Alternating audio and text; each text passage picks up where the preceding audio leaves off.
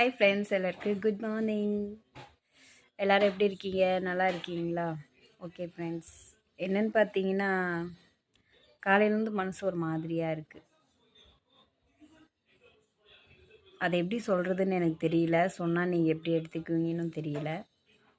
So இருந்தாலும் எனக்கு உங்ககிட்ட சொல்லணும் அப்படின்னு ஒரு ஆசை. அதனால தான் வந்தேன்.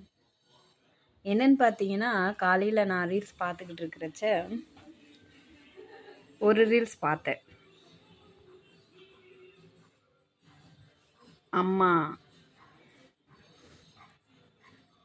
அம்மாவுக்கும் மகளுக்கும் உள்ள பாண்டிங் என்ன அப்படின்னு சொல்கிற ஒரு ரீல்ஸு.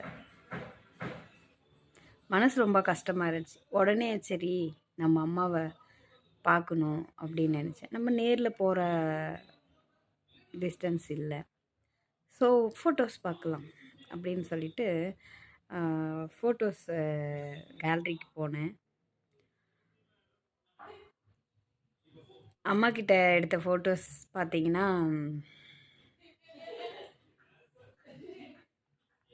கம்மியாக தான் இருந்துச்சு. ஒரு 2-3 ஃபோட்டோஸ் அந்த மாதிரி தான் இருந்துச்சு. அதுவும் ஒரே சமயத்தில் பிடிச்ச ஃபோட்டோஸ் தான். ஸோ அப்போ தோணுச்சு எனக்கு, ஏன் நம்ம அப்பா அம்மா கூட ஃபோட்டோஸ் பிடிச்சிக்கல? நம்மளோட ஃபோட்டோஸ் பார்த்தீங்கன்னா, நம்ம ஃப்ரெண்ட்ஸ் ஃபோட்டோஸு, பசங்க ஃபோட்டோஸ், நம்ம ஃபோட்டோஸ்லாம் பார்த்தீங்கன்னா 1000க்கு மேலே இருக்கும்.